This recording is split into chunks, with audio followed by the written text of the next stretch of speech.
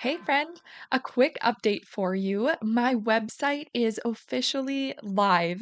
I'm so excited. You can check it out at reneemat.com. And my name is spelled a little bit different, so people get hung up on it sometimes, but it's Renae.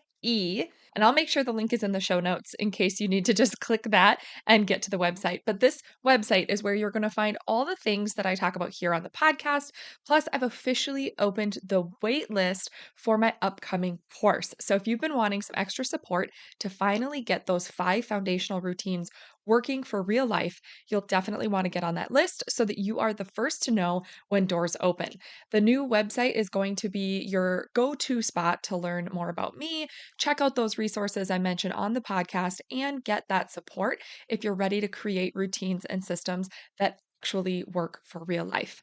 So when you're done listening, head to reneemat.com, take a look around, pop your name on that wait list. I cannot wait for you to see it. I feel like we all tend to get a little more snacky in the summer.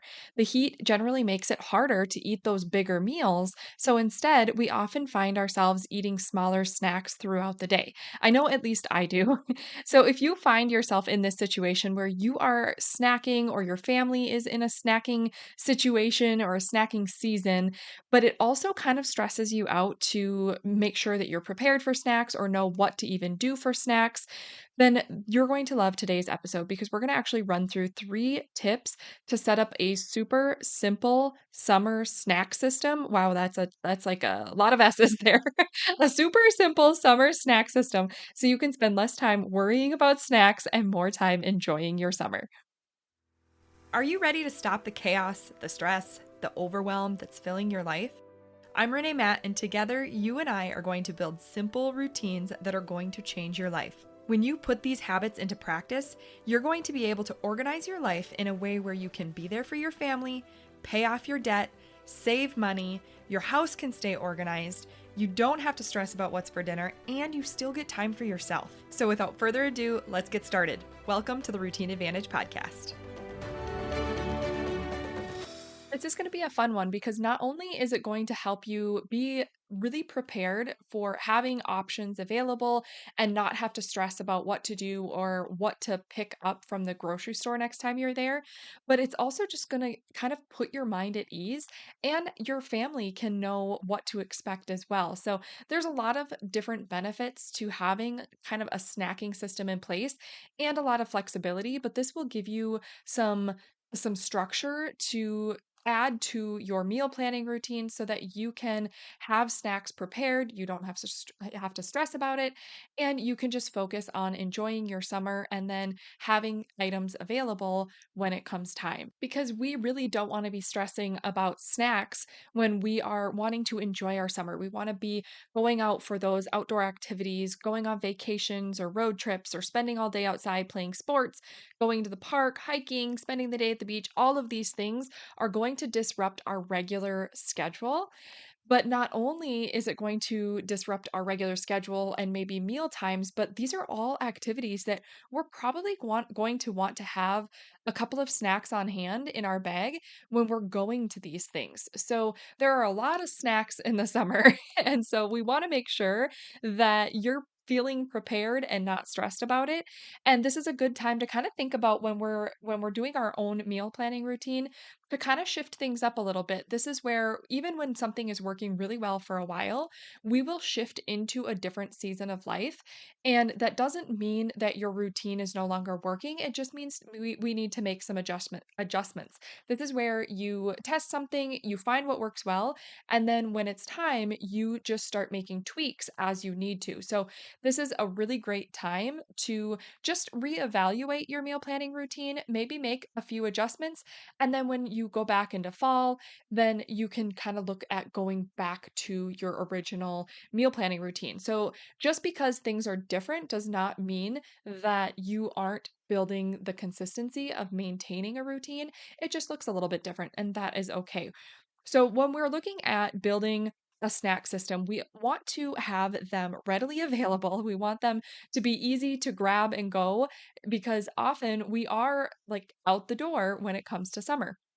but we also want to have them nourishing while keeping them super simple. So, the first thing I want you to do is to grab a piece of paper and I want you to build a list of snack ideas. And we're going to be doing this by focusing on categories. That just makes it easier to come up with them when you're trying to brainstorm rather than just brainstorming some snacks.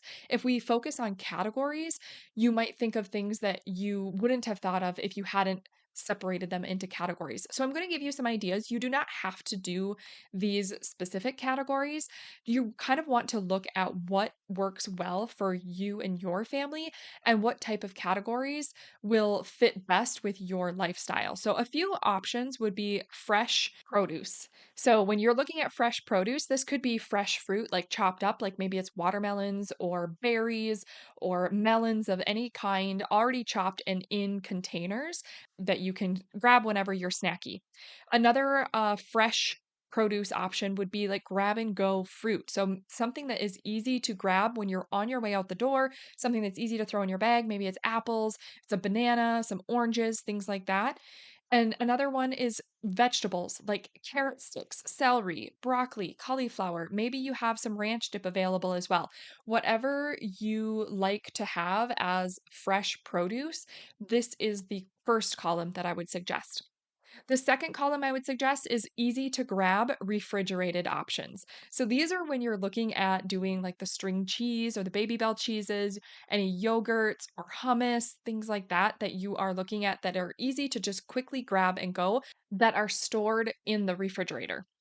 The third column is grab and go pantry items. So this is where it's similar to the previous column, but these are the ones that don't need to be refrigerated. So these are going to be really handy if you're going out the door and you're not actually having like a refrigerated bag or anything like that with you.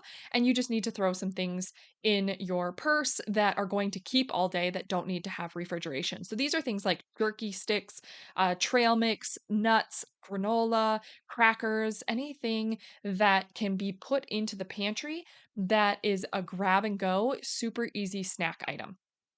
So those are the 3 main categories that I would suggest, and then there are other categories that you could look at that you can create columns for. So this could be, maybe it's frozen snack ideas, maybe it's homemade snack ideas where you want to actually have a day to start baking some things or putting together some no-bake items that are just homemade. So really just ask yourself what kind of categories make sense for you and your family, and then just brainstorm a bunch of ideas for those specific categories. Step number 2 is to set up a snack area in your fridge and your pantry. So, this is really just making a place for you and your family to know that this is the snack section where it's easy to go and grab a quick snack when you are hungry. So it could be in the door, it could be in a bin right on your refrigerator shelf, it could be a bin in the pantry, or maybe a few different bins if you have several different types of items that are separated out. This is really just separating things and having one specific space that is the snack section.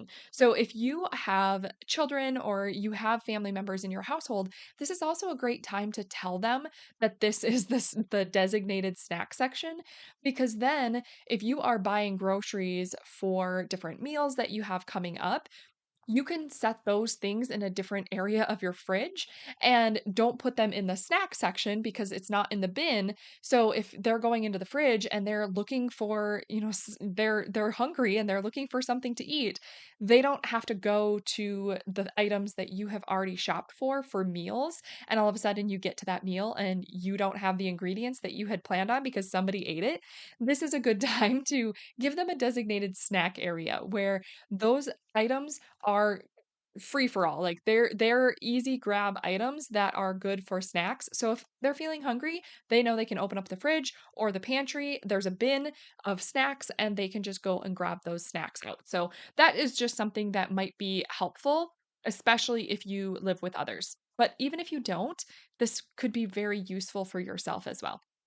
The third and last thing is to plan ahead. So, this is where it all kind of comes together, where when you are setting up your meal planning routine for the week, you just grab your snack list and just choose a few items from your list each week.